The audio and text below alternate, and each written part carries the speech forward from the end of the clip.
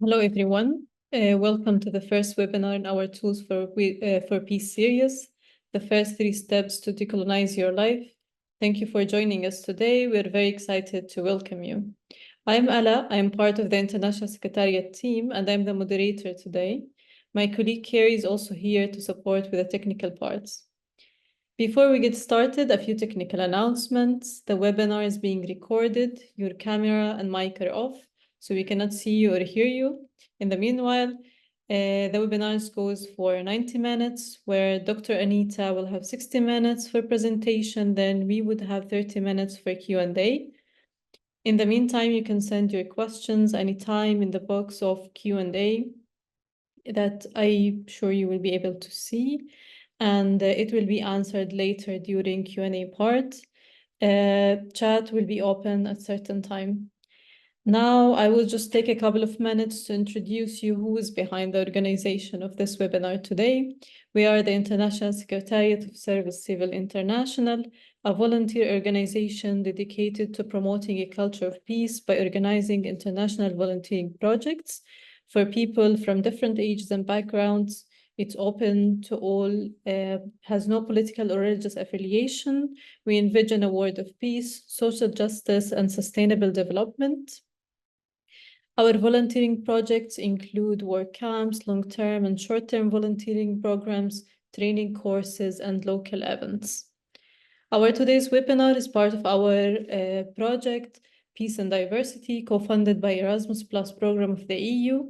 Peace and Diversity aims to build the capacity of our volunteers, activists, and youth workers to gain essential competences on peace and nonviolence that will support sustainable peace in diverse groups, teams, and communities. Those consisting of members of different social, cultural, and political religious backgrounds. The project includes 3 main activities where we successfully finished our first training, from conflict to collaboration, building a culture of peace in diverse communities. Today, we are welcoming you to our second activity of the project, Tools for Peace webinar series. It is a series of online events, webinars that aim at equipping young people with practical skills for practicing peace, conflict transformation, and nonviolent communication in diverse communities. We were motivated to share some of the learnings from our project with a wider audience, and that's why we are here today with you. The webinars are meant to be practical, where you would have the opportunity to immediately implement the learning outcomes in your private or professional life. So here today we have Dr. Anita, who will guide you how to decolonize your life in 3 steps. So Dr. Anita, the floor is yours. Thank you, Ala. How is the audio? Okay. Let's see. So I will share my screen and I will see you with slides in a moment.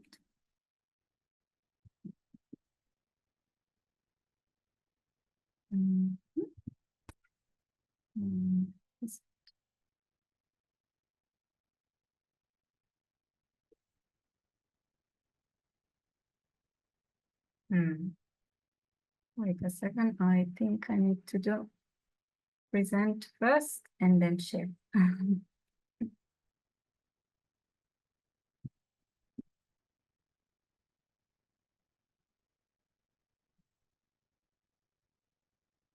Do you see it? Not yet.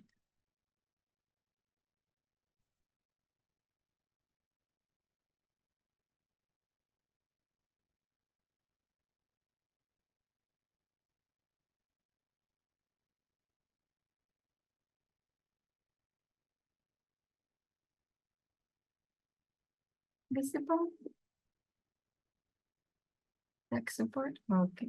We're seeing it. It's not full screen yet. I will move it. Yeah, I will put it on full screen now. Okay. Yes, perfect. Good. Is the recording started already? Just to double check. Recording has started. Yes. All yours. Perfect. Okay. Thank you. So we are here to look at how to decolonize our lives or at least for today. I am happy to be part of this project, and you heard already about what Service Civil International is, and I have to share that some of the tools and the content I am presenting about today, they come from the Decolonise IBS program, which has been organized and promoted by CCIBS. And as for myself, I can tell I have been researching international voluntary service for several years, and I've been a participant as well, starting from 2013. And I am part of the Decolonise project and the Decolonise think tank, and I'm a lecturer at 2 universities here in Hong Kong. The University of Hong Kong and the Chinese University of Hong Kong, and I am the kind of doctor that studied sociology. So if you feel sick, I can't help you, I'm afraid. And then we can see a little bit about who you are. According to the registration forms that I received, we have a majority of people that identify as volunteers. Then we have a few less students, 56 educators, 33 NGO and staff, 20 activists. And of course, all of these identities are overlapping. Like several of you have, I see a hand raised already. I don't know if the tech people are seeing what is the hand raised about. Yes, the hand was raised Okay. and then put down again. And I think okay. participants can't speak, so I think we can't address the raised hand, but please do write in the Q&A if you have any questions. Yeah. So of course, what I'm showing right now is overlapping identities. Like some people, most people, myself included, have selected multiple choices when we send out the registration forms. And so some of you are volunteers and students, or volunteers and educators. And then we have NGO staff, we have activists, we have researchers, we have people who are part of board of NGOs, we have artists, we have 2 of you who said that you are none of this. So I'm very curious who you are. And then we have 30 curious ones that are here just out of curiosity. And just to check who can use the annotate and who is present here, this is our next question that is live. So I'm not looking at, I don't know where you're calling from. I know where you registered from, and we will see that in a bit. So you can feel free to either write your country in the chat, or if you have access to the annotation tools of Zoom, you can populate the map. And I can see, well, we have Poland.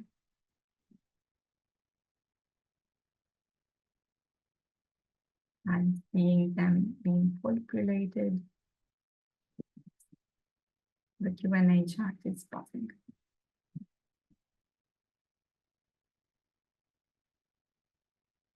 And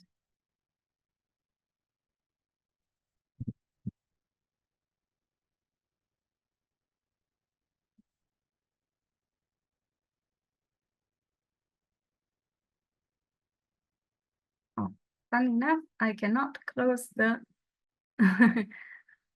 I cannot close the chat anymore. So I'm glad that our tech support is populating the map a little bit.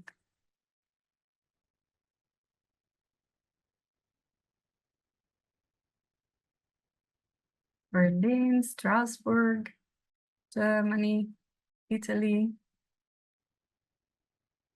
I'm reading from the chat. Turkey, Greece, Brussels,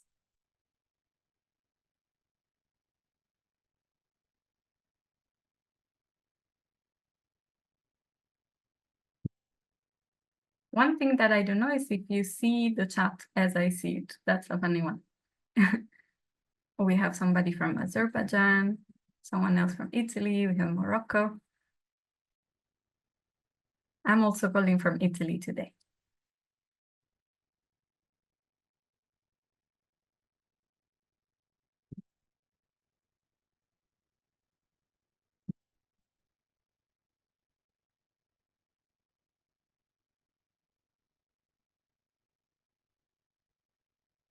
Oh, someone from the African continent as well. Yeah, Amsterdam.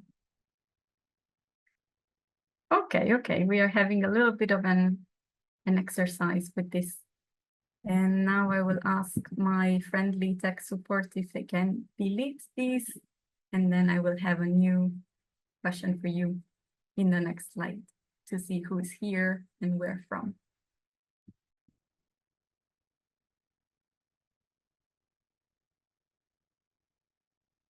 All clear? Next.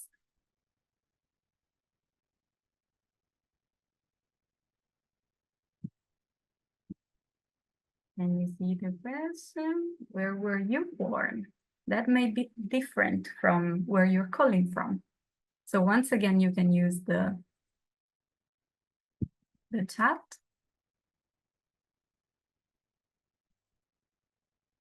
Oh, I'm reading Istanbul, Athens, Ukraine, Spain.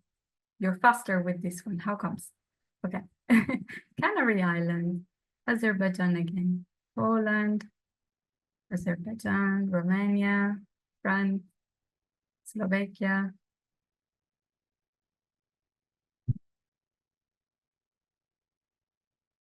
Belarus, Turkey again. This time the map is not being populated. It's more complicated, I guess.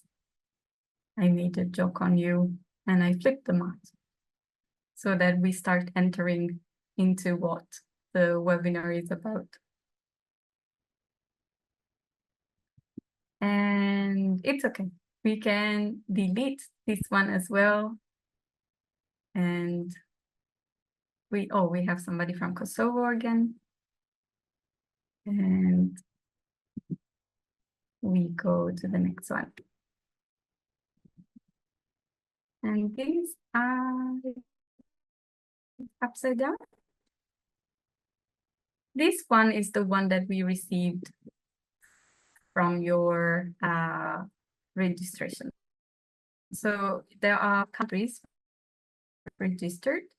You can see on the sides the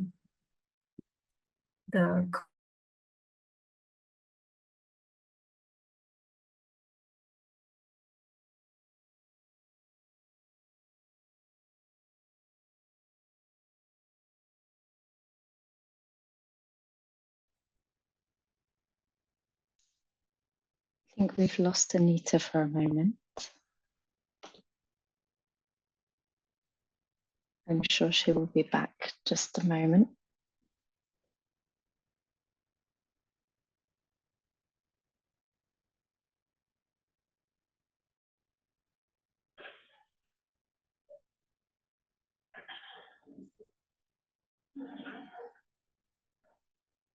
Anita, are you hearing us?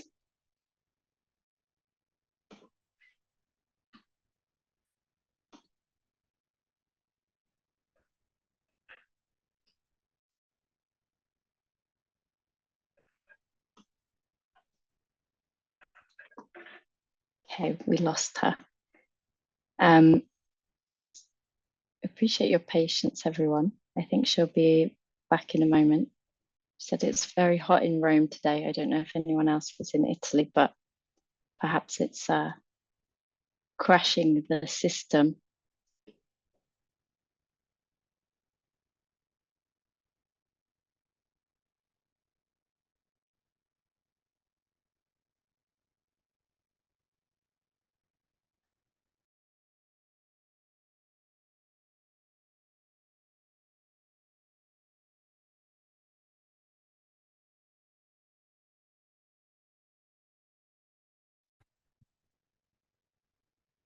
Are we back? Welcome back. Good to have Yes. you. Good to have you too. I don't know what happened. You froze and probably I froze too, I guess. Let's try again. We were on the pie chart. Maybe we had a insulin spike or something. You are, and we can present again full screen. So I'm not sure where you lost me or where I lost you, but what I was saying is that, as you can see from this chart, the 43 countries that may be here today, or anyway, those that registered, they tend to be mostly from European countries. The biggest slices here kind of testify for that. And so this is really directly related to the first step that I'm proposing to you today, which is about positioning yourself in space and in time. So we did a little bit of the space part, and now we will see about the time. So in entering this first step, the guiding question that we have is, where do I stand or where do I sit? And I played a little bit around with the maps in the previous slides, but I'm going to do it even more. These are maps that likely you haven't seen before or not as frequently as usual. So in this case, we have a vertical map. In this case, we have a Soviet-centric map from the 50s. And here we have a Sino-centric or Oceania-centric. In this case, it's Sino-centric because it's really a Chinese map, in which everything is written in Chinese as well. And then we have a North American or American-centric maps. So already we can see that our perception of where we are at can vary with where is it that we place our center, and our center is placed in a certain position because of certain reasons. And of course, time has its own influence in this. So for example, when I show you behind here, the Soviet-centric map, in that moment, that map was made in a certain place from people who believed themselves to be at the center. And I wonder if any of you has studied on these maps, on a map like this before. But my guess is that actually the first map that I show you was the most familiar one, the one that has Europe at the center. So there are many ways to go around this positioning. And one can be related to having not only the question reflected to ourselves, but the question reflected a little bit more broadly to our whole family. So we can have an individual or a collective activity in which we wonder where everybody's from and what history that tells, like what are the parts that make us. And another activity that it can be more individual is the one that is called the privilege or disadvantage kind of check. And these are lists that are created by various organizations or individuals, and you can find many of them online. And in the Decolonise project, we were working with organizations, and so we created a decolonial self-assessment tool for organization that has a privilege check for organizations specifically. And that will come with the follow-up email that we will send you. But to begin with, we can take a look at privilege and disadvantage checks from an individual standpoint. So examples of this will come in a moment, but most importantly, I think it's due to make a warning about the fact that individual privilege checks should be done anonymously. And so individually is best, especially at first, especially if it's your first time. And one reason for this warning is that you will find videos online, for example, if you Google privilege check, in which there are groups of people or teachers in classrooms or co-workers that undergo a privilege check, and they make a video about it. If there is consent from everybody, that is great. If everybody knows what they are about to do, is great. But if you get all excited about privilege checks, which I hope you do, as I did and do still, just be mindful that we don't want anybody to be forced without knowing to come out in front of others, such as colleagues or boss or teachers. And definitely we don't want people that are in a minority group or in a disadvantaged group to showcase their disadvantage without consent, or having to educate others about how hard they have it in life. So this is just a general warning that I feel is due. And then we can go on for certain, for examples about a privilege check. The kind of questions that you might find in which you have to answer yes or no are these kind of questions. I don't know why I'm having 3 at a time. It should come one by one. Anyway, so for example, one kind of question that you can have is, or statement, I would say, is, I was never discriminated because of my skin color. And if you say yes, if you tick this kind of statement, it means you have had a certain privilege in your life not to have that kind of experience.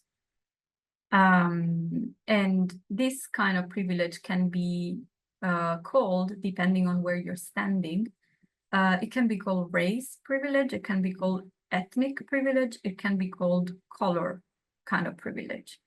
One other tiny warning is that a lot of the privilege check that you will find in English language, especially, they are American-centric most of the times. And so they use American language, but there are more and more privilege checks coming out that are made by different people from different countries. And so they can word things differently. For example, I am normally based in Eastern Asia, and the kind of skin discrimination that people can have may not be based on being racialized as Black or Caucasian or some other definition of race that has been created, but there could be a matter of darkness. So, for example, women that have a darker skin complexion, they can be target of discrimination. So in that case, skin color stands for that. Your standing, your background will be the one that dictates what it means at different times in different places. So just be mindful of that. And when we talk about the orange part here, the example is I can walk hand in hand with my partner. In that case, if your answer is yes, if that statement applies to you, you may or may not be a holder of a privilege that is related to your sexuality.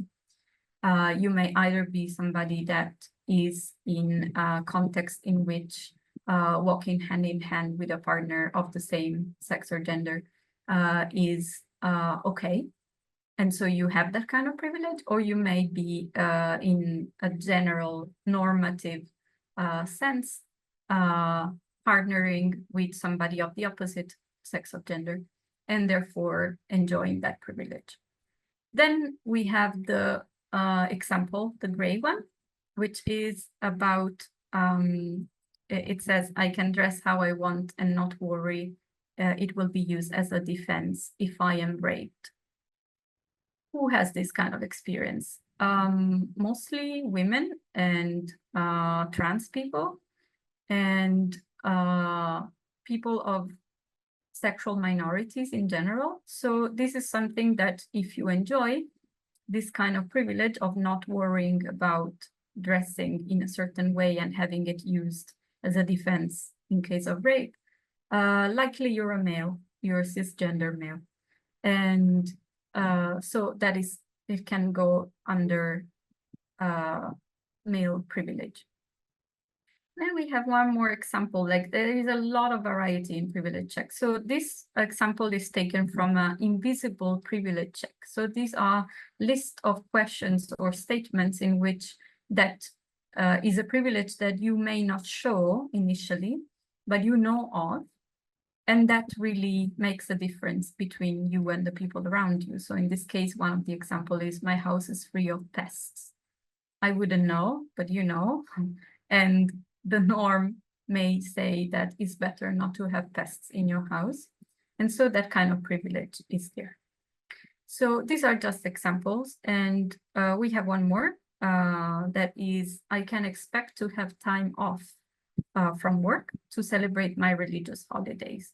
This again is context dependent. This one is taken from a list of privileges that comes from a US-based list, and therefore they were calling it Christian privilege.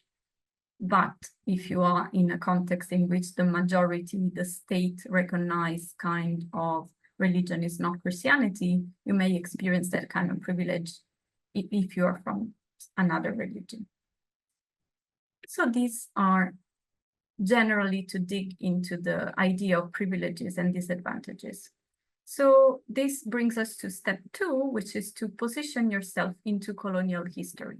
This means keeping in mind those privileges and disadvantages, we try to untangle where are they from, the privileges and disadvantages. So our guiding questions in this case are, where do my privileges and disadvantages come from? I am the product of what histories and which colonizations am I connected to? So in order to look at this, the tools are, again, a variety. You can use history books, you can use documentaries, you can go to museums, you can enjoy yourself with art. And in the case of volunteering-based activities, I go back to what I mentioned before. This self-assessment tool for organizations has a historical part in which we invited organizations to sit in a team and have a discussion about the kind of history that each one of the members of the organization came from, and what does it mean that for the whole team. But this thing it can be done individually as well. And so this is what I'm proposing to you, to look at these only 5 questions that we ask in this portion of the self-assessment tool. So the first question is this one, is about understanding in what context we have received a certain education. And sorry, I have to move something. So in this case, if we make it into the reflexive form, it would be something, what were you taught in school about colonialism in the context where you received your education? And this will be a very, very different question for each one of us, a very different answer. When we have that answer more or less down, we can go to the next question, which is, oh, sorry, the chat just got open spontaneously. Go to the next slide from here. So thinking about what we were taught in school about the colonial times, we want to focus on a couple of core ideas that were specific of that teaching, and try to guess or understand or recall whose truth was that, who benefited from teaching that kind of program or syllabus or idea or concept in a national curriculum or in whatever school you went to. And even if you were homeschooled, in that case, the authority deciding about the program was mostly your parents or your community. And then often homeschooling has a component that is organized by the Ministry of Education. And so you can play with that a little bit and try to understand what truth was that and who benefited from it. Then the following one is about the fact that probably, well, many of you are students, but I am guessing or I'm assuming that many of you have passed most of your schooling, and anyway, you have acquired some degree of autonomy about what you know. And so since your schooling years, what is it that you have explored and understood about history other than that curriculum that you received? So this is the question number 3. And then following one. This is about understanding the culture that filters into your understanding and knowledge system. Of course, we can have intentional learning happening. We can start to broaden up our scenario of what colonialism has meant for us and for the context we're from. But there is some passive exposure to knowledge, and that has to do with the mainstream kind of discourse, it's called, that receives the most attention in the context where we are. And this, depending on what kind of media we choose to follow and engage with, can mean something like TV or social media or the radio or podcast or the algorithm that we're all in. And we can ask ourselves what kind of truths, again, we are exposed to when it comes to colonial history and the connection between colonial history and the privileges and disadvantages that exist where we live or where we work. And yes, and then talking about links, the last part is about understanding what values and practices we can, oh, sorry. We went so fast. Sorry.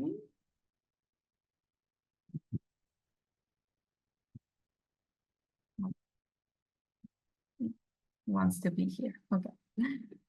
Yeah, so we want to understand the connection and between the values and the privileges and disadvantages.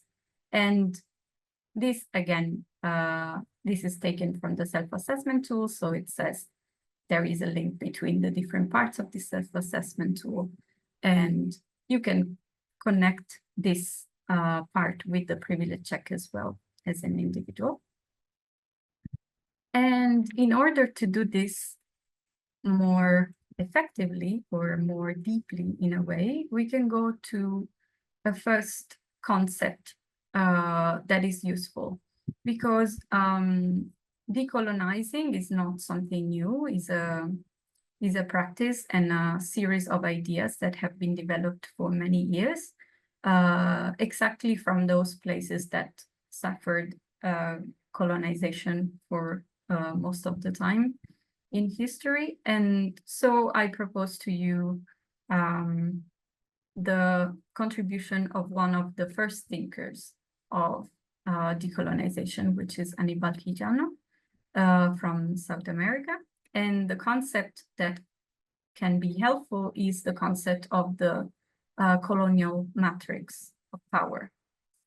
So this conversation starts in 1992. It starts in Spanish first in South America, and then it gets slowly translated in English, and it becomes mainstream among critical circles.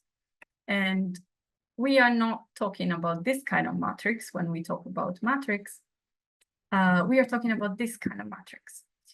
So we are talking about a mold that is hard and pre-made and has a certain shape, and then goes on reproducing that one shape again and again in different contexts that have that are under its influence. So here I put different molds from summer Italian tradition and from the more Chinese tradition, but any mold can do. So I see a hand being raised a couple of times. So I don't know if you interrupt me at any point if this is something to be addressed now or later. Anyway, so looking at colonial history, what Quijano notices is that the power that he sees everywhere, when he tries to trace it back, it always goes back to the colonial times. That's where the mold, the matrix started. And then it gets reproduced and reproduced and reproduced again. And the main concept that he brings, the main keyword that we can reflect on when we think about colonial times and their matrix of power that we still see now, is the concept of Eurocentrism. And, oh, sorry. Yeah. So Eurocentrism, again, has a number of dimensions, and it can look differently depending on where you're at. It can have a different kind of influence on your on yourself, on your context, on all the dimensions of power that you experience as an individual. And so maybe this is another good time to open up the chat and to see if any of you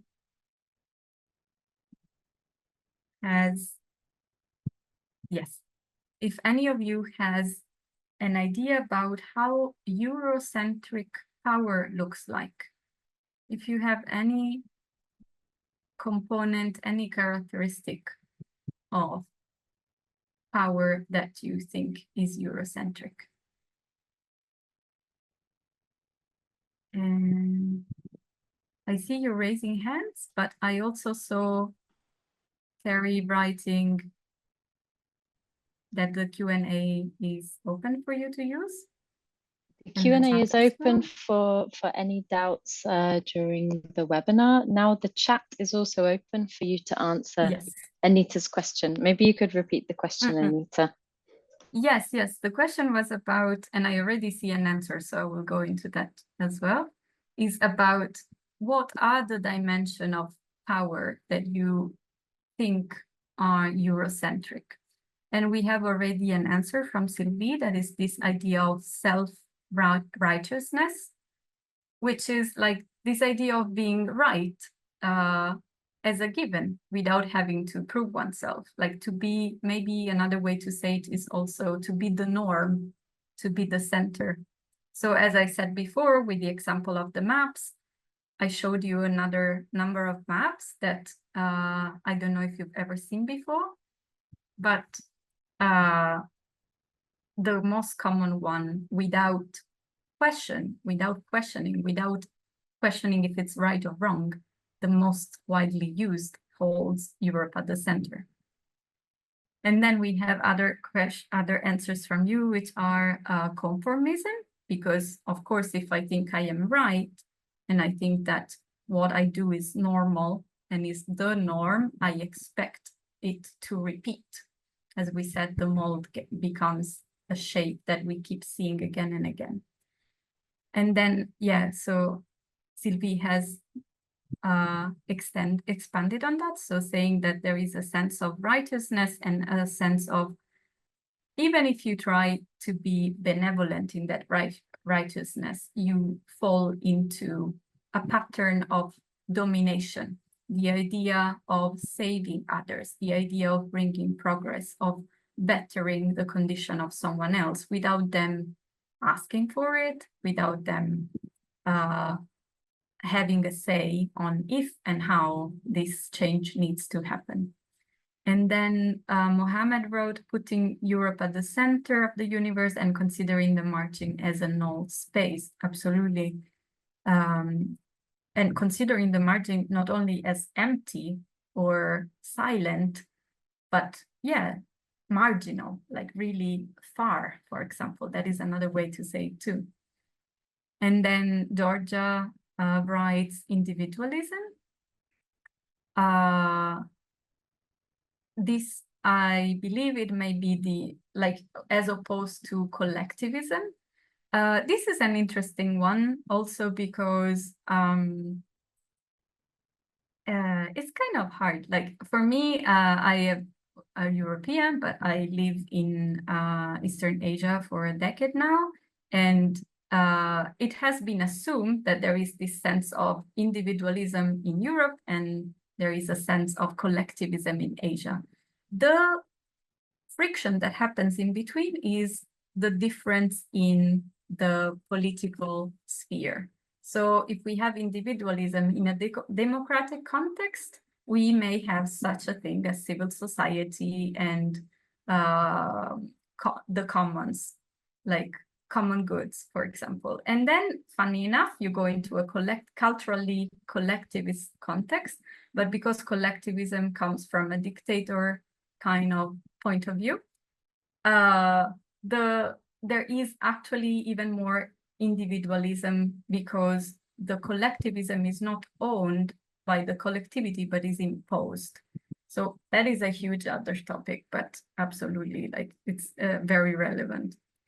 Then we have, I'm afraid I won't pronounce this name well, but apologize, Chensin, who Sahin is the surname, who wrote that colonial activities still go on. Am I right with that? Absolutely. And they go on in different ways, more subtle sometimes, and sometimes not subtle at all.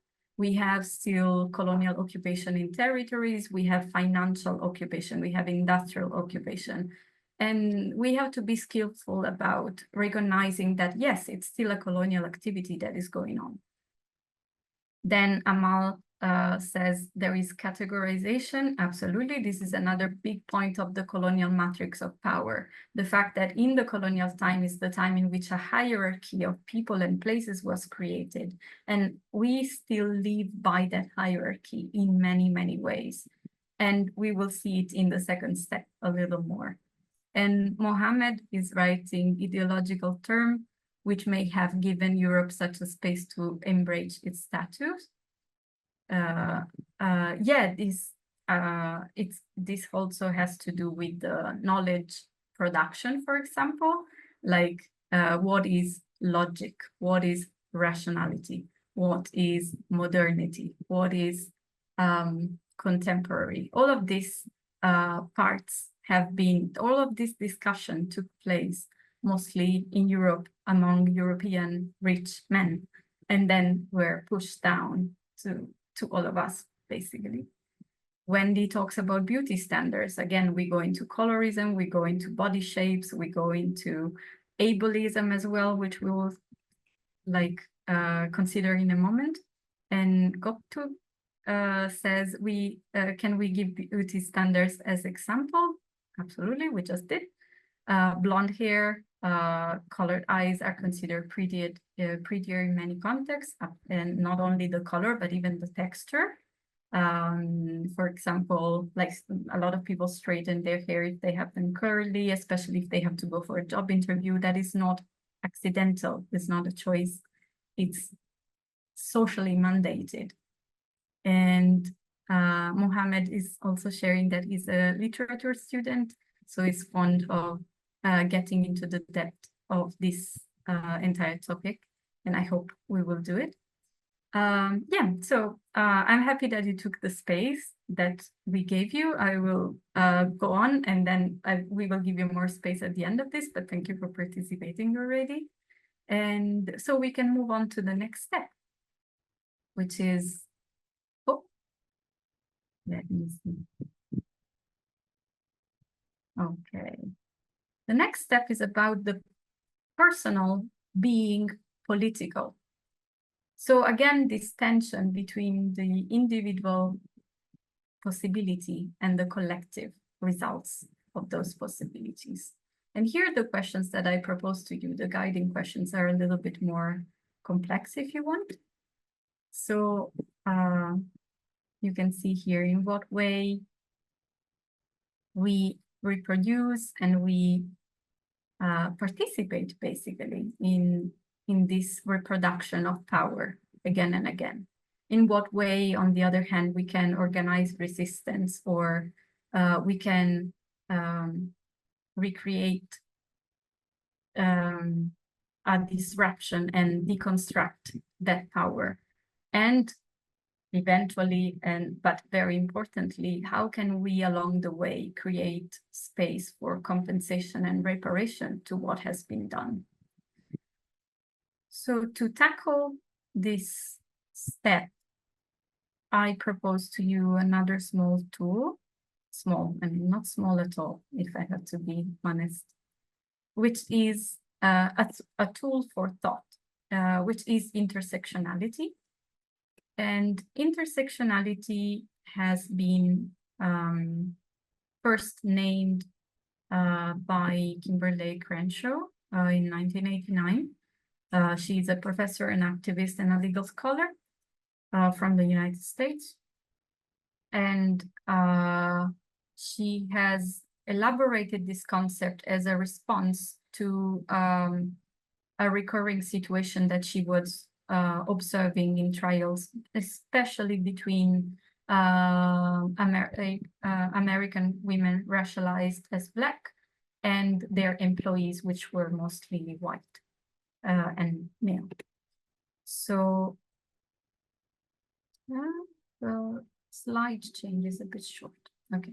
So what would happen mostly is that the company's defense would highlight that in their company there were employees that were Black and there were employees that were women.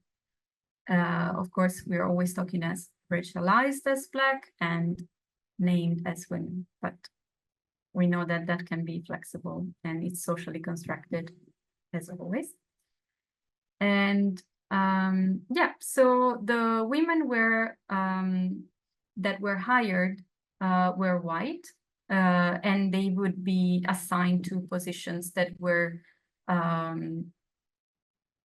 traditionally considered as feminine ones. So, for example, they would be in the front desk of this company. And on the other hand, the Black people, the people racialized as Black, they were male, and they would be assigned to, again, stereotypically Black male roles. So for physical activities and cleaning duties, and then the Black women that were suing the employers for discrimination were not being hired, or they were laid off because they couldn't be employed as front desk, for example, because yes, they were women, but they wouldn't comply with the whiteness that was required for the job. And they wouldn't be employed as cleaning or heavy duty kind of personnel because they were Black, but they were not male. And so the kind of discrimination that they were suffering was happening exactly at the intersection between the identity woman and the identity Black.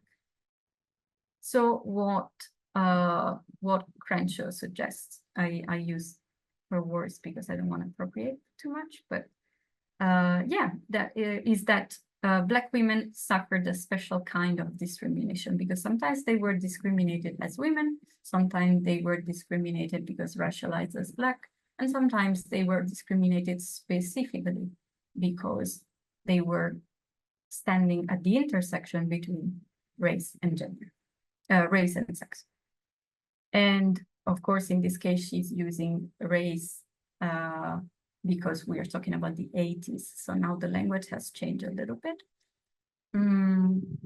So what happens with intersectionality is that it allows us to analyze and to organize every identity and every privilege and disadvantage, as we saw before, in this from a place of increasing inclusivity, to take into consideration all the oppressing dimension of the colonial matrix of power, which were the ones you were mentioning before.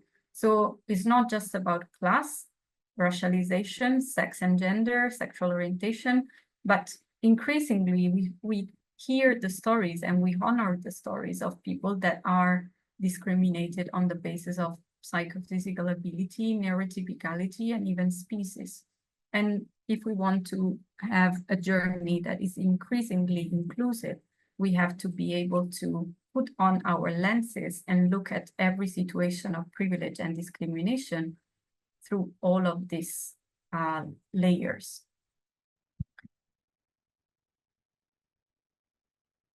And then the tools to do this are to bring together the personal and the political are community organizing. And this is something that you may experience through volunteering, to activism, and to cultural enterprises of any kind.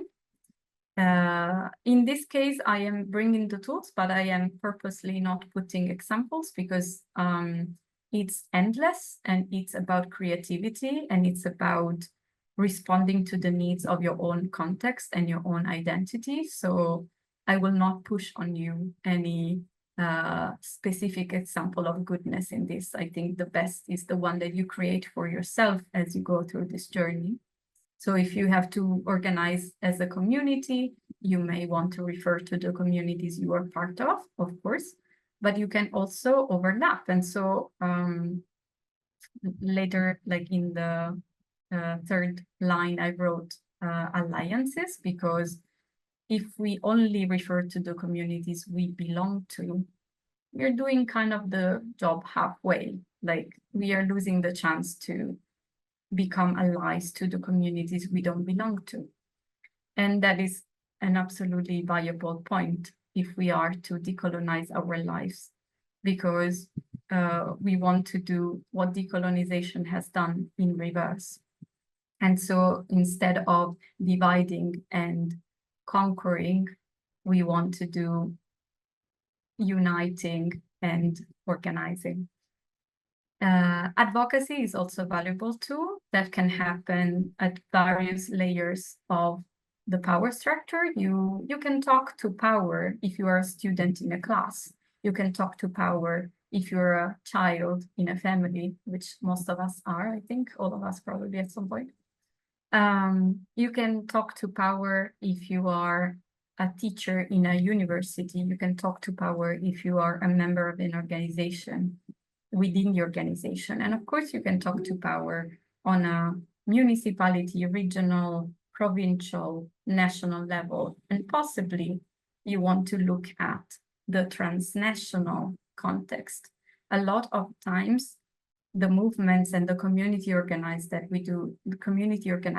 we do locally actually is already happening on a transnational level as well. So it's good to jump from one layer to the other one. And then I put there lifting up while climbing, which is a specific possibility that you want to be creative about, because as you emancipate and empower yourself, especially from a position of disadvantage, maybe it's your family, maybe it's your neighborhood, maybe it's your classroom, but you always can have the chance to open the way for someone else that is coming behind you. And I don't know, in this case, maybe the example I can do for myself is that I'm the first person in the family that studies in university and on. And so I have systematic meetings with the young people in the family to coach them into getting into higher education and succeed and navigate the discrimination that comes with being an outsider in that context. And so this is pretty much it. I am not mindful of the time because I can't see a watch at the moment, but we have, yes, I think we're good. We have our conclusions here. And our conclusions are basically summing up the 3 steps that we talked about. So number 1 is about positioning yourself, understanding where you are, who you are, and in what time your identities came about and how they function in the place and time that you occupy. And the second thing is to make the connection between those identities, the privileges and the disadvantages that come with them, and the colonial history that has created them. And then bringing the personal inquiry into a political project. And that can be political at community level, at workplace level, at work camp, volunteering activity level, national level, and so on and so forth, always connecting with the fact that the colonial matrix of power is active all over the world. So, for example, if you think that you're a small community, rural area community that is fighting against land dispossession is an isolated case, it's very easy to find out that that is absolutely not the case. If you're from a sexual minority that is fighting against homophobia, transphobia, and sex and gender and sexual orientation related discrimination, it is a transnational movement as well. So it's super important not to get into the idea that oppression happens in isolation, because it's really not the case. And we can form alliances and make our organizing and our political activity way more effective when we jump from the personal to the common to the transnational level again and again.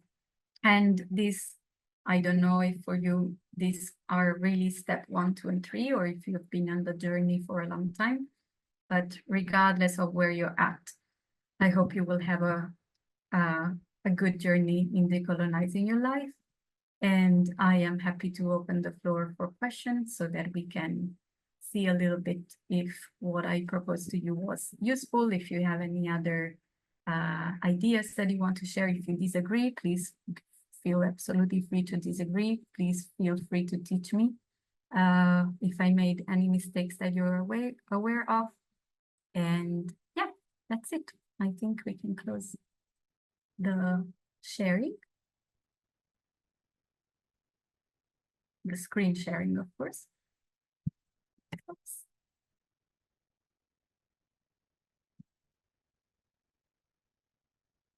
And I will ask to our tech and non-tech support to come in and read your questions to me. Thank you, Anita. I am going to reopen the chat in case anyone prefers to write there. So please feel free. In the Q&A, we had we had a couple of questions, but I answered them via the chat about whether we'll receive the recording via email, which we yes, we will send that along with more resources in the follow-up. And okay, I see one in the chat actually. Yes, one is coming in the chat now. Okay, so I will read it for everyone and then I will reply. So Lisa Setari, thank you, thank you. I think you mentioned the possibility of creating family trees collectively. Does that simply mean that individuals create their family trees at the same time and then share them, or is it a different technique? There is no fixed way. Like what I had in mind when I said that was that you can do it within the family is actually a very beautiful activity to do, especially if kids are around as well. And but it can also happen in a group of different people that bring on their family tree. And I mean, we have so many ways in which we overlap as humans everywhere. So it can be a group of people that are either totally diverse, so every family tree will look different in terms of location, where it happens, and the time. It can be intergenerational, like a family tree of somebody older than us or somebody younger than us will look different, and there will be different stories attached to them. But I think in whatever way you decide to do it is definitely a good exercise. It can be tough. We have to be nice to ourselves as we go through that. Not all the family stories are easy to digest, but it doesn't mean that they're less valuable in making us who we are. So we can try that.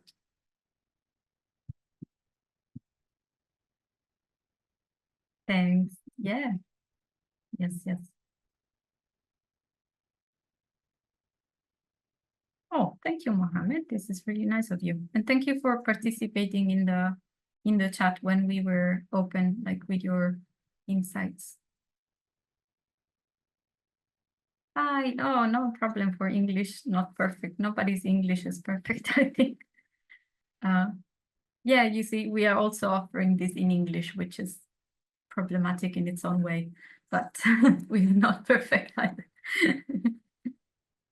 I was wondering, Anita, if actually interesting that somebody mentioned my English is not perfect, because I think it's a big topic of within thinking about decolonization. Yes. And I know that in the project Decolonise IVS that you were a big part of, there was a discussion around language and allowing different varieties of English to coexist. I wondered if you could share a bit about that. Yeah, that was something fun that happened exactly because we started this project individually and as a group, and we worked together. And so at some point there was this Google Doc in which different people were intervening at different times, and none of us was a native English speaker at that first stage. And on that document, and we also were from different countries, different generations, different education. So there was a lot of variety in the English that we were using.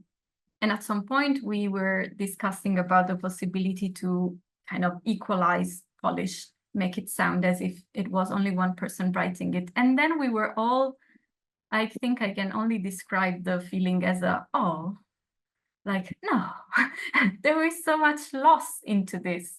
And so instead of that, we decided to write a statement at the beginning of the document in which we say, you will notice that the typing style, the phonetics, even the wording that we use is not cohesive. This is not a typo, is not an accident, is actually a choice that wants to show how diverse the conversation has been for us. And yeah, and then now we are bringing it to next level because we created a report from a global questionnaire that we made. And in that case, there are quotes from people. And of course, the quotes from people use very different style of English and writing. And there was another conversation about, shall we touch the quotes or not? And then we decided not to. And so we wrote, again, a statement of, you will notice that this is not your average normal one, but it's for a choice. We don't want to erase, we don't want to silence anyone. That's the point. And one more in the chat. Knowledge, power, and truth were dictated by, oh yeah, okay, then we go theoretical. Yes, Foucauldian approach. Yes, thank you for sharing. That's the beauty of this. Like, there has been a lot of human conversation happening around this topic in different languages and different times. And we can only know a little part of it as one human living in one life. But as we continue to have this kind of conversation, we can tell each other, oh, in my language, there is this, or in my culture, or in my country, or in my context, there is this. And so we can share those kind of insights with each other and just make the conversation way more rich. Oh yeah, Gaza and Ukraine as a model. Yeah, or as a cautionary tale, like a model of what not to do. Yeah, I agree very much. Okay, one more. So Wendy says, thank you for your presentation. Super interesting. Decolonization is a relatively new concept for me, and I am now wondering how it is related to the feeling of isolation when someone is living in a rural area or from a sexual minority. The examples you gave in the third step about forming alliances. Yes. So those aspects that you mentioned, both the rural-urban divide and also the sexual minorities in general, and each one of them, were also if we go back into history, established through the colonial matrix of power. For example, we know that if we talk about slave commerce, like the fact that European empires would go and yeah, exactly, the colonial matrix of power. Thank you, Francisco. So when the imperialist powers would send people all over the world and arrive in a certain place, that place was not empty, as somebody was mentioning before, like the margins are not empty. And there were societies that were, of course, very well structured and complex. And so in those societies, there was class already, or there was this rural-urban divide. And so the imperial enterprise has exploited that existing divide and has exacerbated that by saying, oh, okay, we are not going to kill the ones that live in the center of the town, and we are going to ask them, we're going to give them privileges so that they won't complain too much, and so that we get to exploit the ones that are, for example, in the rural area, which are maybe more in terms of numbers. So this kind of mechanism has been reproduced again and again in many different parts of the world. And so now again, modernity is something that associated with an urban environment, for example, and functioning and efficiency also associated with the urban environment, which it has no reason to be like that. We can see rural environments that are absolutely well organized and functioning and giving the people that inhabit them everything that they need to thrive.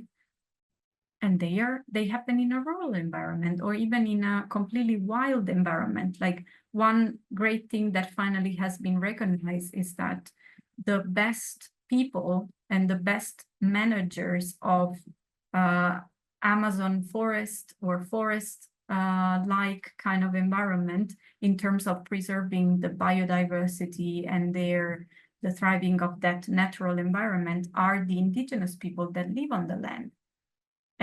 And without computers or without any funding, like there is a long-established symbiosis and organization of a complex equilibrium that makes that the ideal case of preservation of a certain natural environment. It's not modern, it's not urban, it works though. So this is the kind of thing we can learn to see and to foster. Yes, seeing again insight from Mohammed talking about the metropolis and the periphery that are considered two of the most common post-colonial thoughts. And again, we are getting into the concept that we were talking about before, that is intersectionality. So seeing all these layers. Yeah.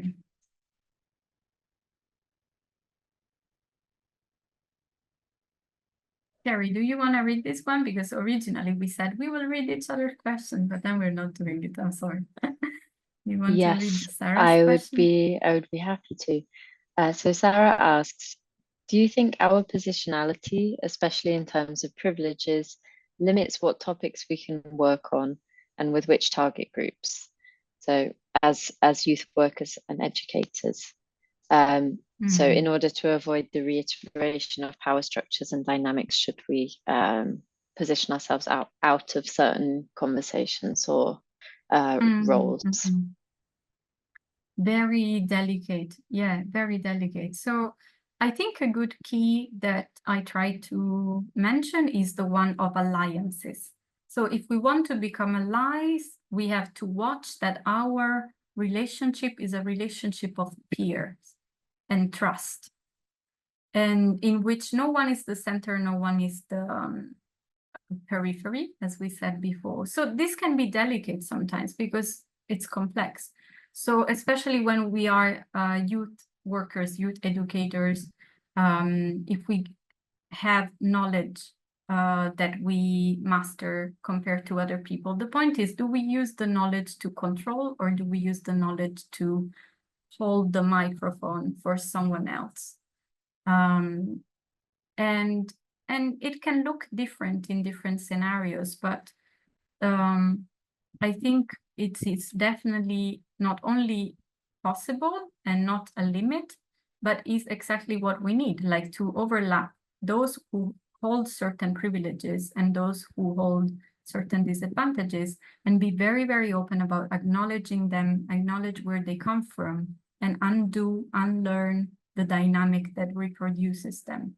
And so this looks different depending on the different contexts and the different participants, but I am absolutely positive that is possible and urgent, and yeah, and honestly also a very engaging way to live, because you have to use a lot of presence and curiosity and energy, and it's really life. I like this life. I'm kind of obsessed.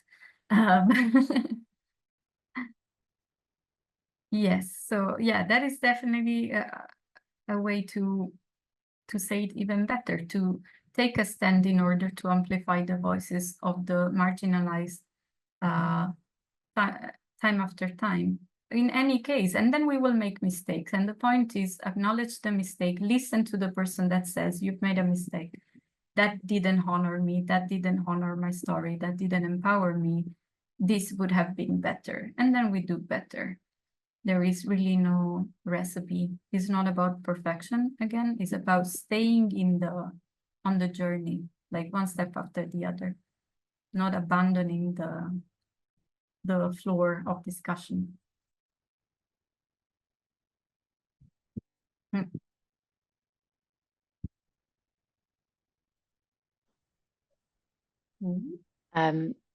Yes. Oh, that's a long one. Okay, Go. okay. No, you go. Okay, a question from Francisco Javier. Entrepreneurs are examples of people who face the status quo to offer alternatives in relation to worldwide view, financial system, the idea of human group, the way in which we join and come together for contribution, and the predisposition to reach a high standard of education in or out of the normal or official background. Sometimes there are some alternative manners, but not everyone can see it, and not everyone is able or aware or even eager to do that themselves with some mentors.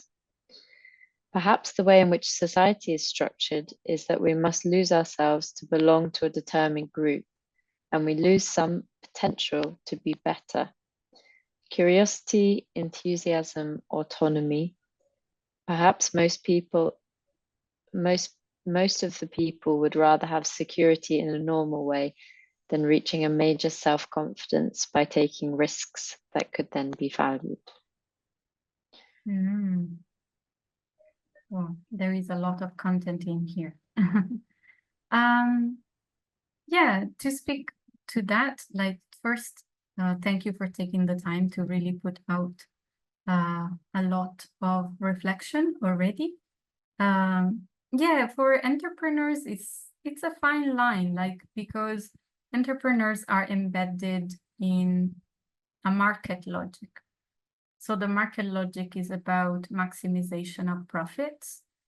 And now, because we are politicized beings, like we decided that certain things that companies can do are not actually okay. A lot of societies that have the freedom to express themselves in that sense have expressed themselves. So what entrepreneurs do often is to showcase the interest or intention, or even like the attempt to mitigate those kind of problematic behaviors. For example,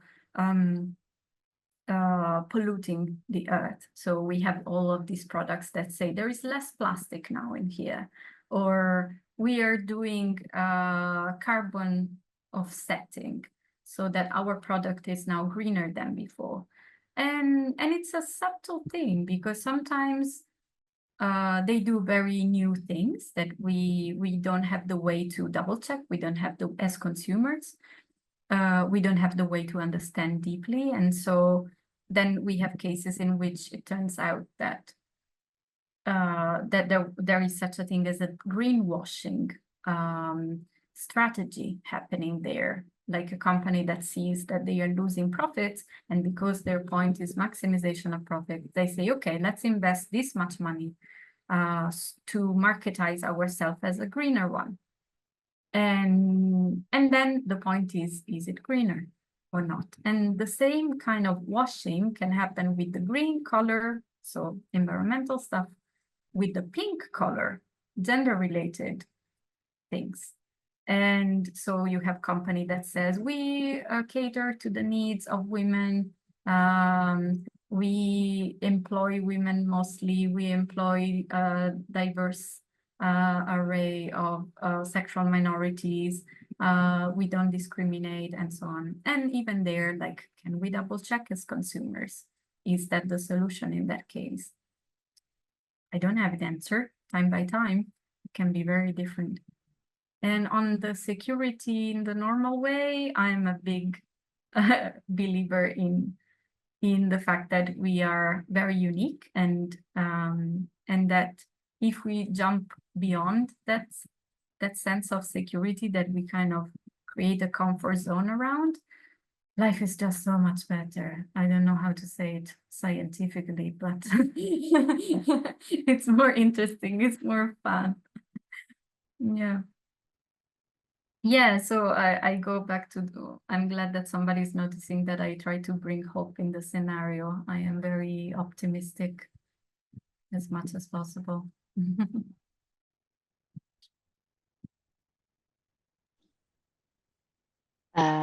Francisco has sent maybe a follow-up to previous comment, saying maybe we should separate market from the fact of giving to empower others. Ethics is essential. We are leaders, but not perfect ones. We learn constantly, and there is big responsibility in every action. Social enterprises or companies with strong social corporate responsibility could be key. We are only change makers, not gods. We must help people to Yeah, thanks again for sharing. Like, we don't have, since we're talking about decolonizing, we don't have to forget that it is the market that started colonization. The reason of going around was that there were finite, limited resources in Europe, for example. And so, and we are talking like material resources, human resources, and even cultural resources, but that part is downplayed a lot. And so why were these empires sending around all these ships empty and then coming back full to make the market within Europe work, and so accumulate wealth and then become a stronger power and fight and use that wealth to create better warship equipment to fight against each other, which is very primitive. We did it for so long. So yeah, the market definitely should be separated. And yeah, there are social enterprises is a thing, but community organizing also a thing that doesn't have anything to do with market historically. So that's why people get a little bit shy. Like, if you remember in the first slide, the majority of the people had no problem ticking the box of volunteer, 68 people, 20 people only ticked the box of activist, because the political has been made into something, that we're a bit not so confident into calling as ours, as I do, into marrying it. So yeah, that's why I think making peace with the political, with the healthy part of the political. When we talk about political, we don't have to talk about politicians. We have to talk about we the people and the politics of everyday life that we have power on. That is our responsibility, yes. There's so much more coming. Wow. I think there's a bit of a conversation going on in the chat, which is quite nice, between Mohammed and Francisco. Yeah. I wondered if I could just quickly come back to question earlier from Wendy, which you did answer, Anita, but I was thinking about it because Wendy said that decolonization is a relatively new concept and talked about isolation. And I was wondering if you have any advice, because as you mentioned in your presentation, we were, most of us from most places in the world were not well educated at school or in our younger lives about the realities of colonization and its legacies. And I think starting to unpack all of this can be quite an overwhelming process when you start to see how much it's present in life everywhere.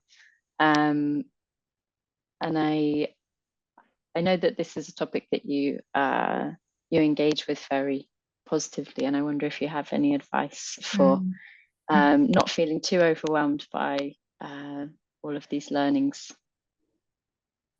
Yeah. Yes. Number one, definitely the balancing the amount of work that we do on our own and the amount of work that we do as collectives, plural collectives, like maybe we get to do a little bit of the work with our fellow co-workers because of the jobs that we do.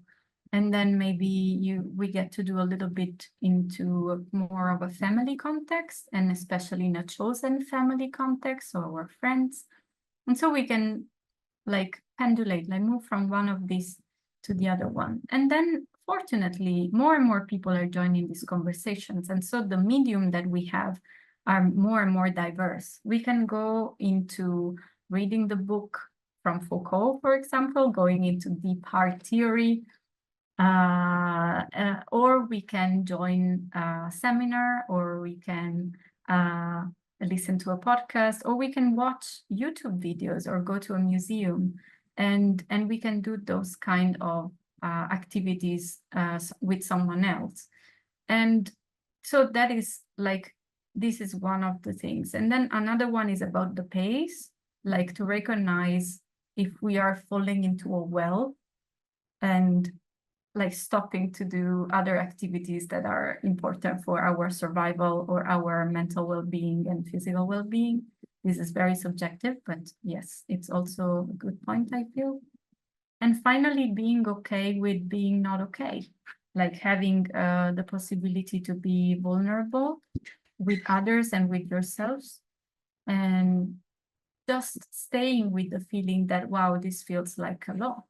I thought we were good people, for example, or I thought my family were good people. I want to share something that I know. I have one of my best friends, she's German, and she discovered that her family was a wealthy family and that had an industry running before the war, and the industry got co-opted by the Nazi party, and they kept working from moving from a civil kind of enterprise to a war kind of enterprise, and there was no talk in the family about this, and so now she's digging out of that history, and it's painful, but it's also very meaningful. And she's starting to have conversations with some of her family members that wouldn't have been possible without her doing that work, and they are very healing conversations that bring up a lot of the compromises that people have to do sometimes because history demands you to. And if you go decades without ever admitting that something was done in your name and it was problematic, it doesn't make it any better. So there can be a lot of forgiveness and self-forgiveness when that happens. Yeah, that's my... Well, yes, Thank there you is for a that. definitely conversation. Yeah, definitely. Yeah.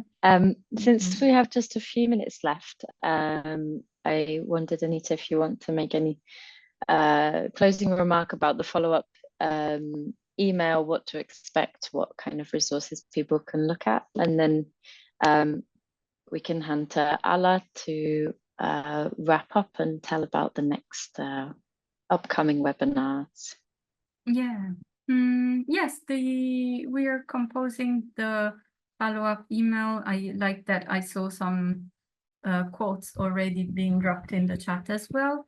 Our follow-up will not be comprehensive in terms of resources because we are linking the Decolonise Knowledge Hub page, which will keep being updated with resources that you can use.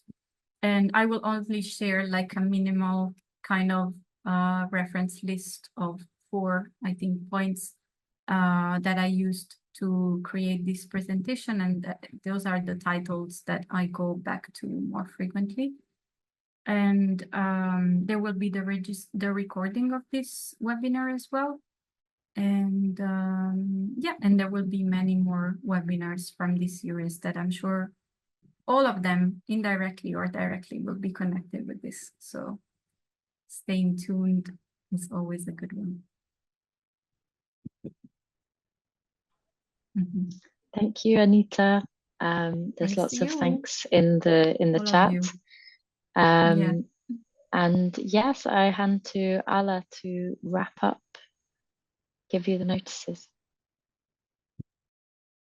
Yes, so thank you, Anita, for this amazing presentation, and thanks everyone for joining us today. Again, as it was mentioned, you will receive the recording of this webinar and the list of the resources in a follow-up email. So if you are interested, our next webinar will be on September 26th, facilitated by Taylor Connor, the founder of Everyday Peace Building. The title will be Find Your Peace Building Superpower. And you will find that shared on our social media platforms, and we will, some of you requested to subscribe to our newsletter. It will be there as well. And yeah, thank you for being with us today, and hope you have a nice evening.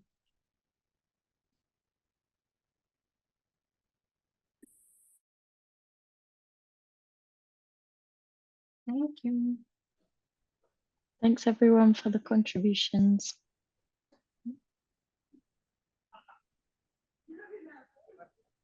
Okay.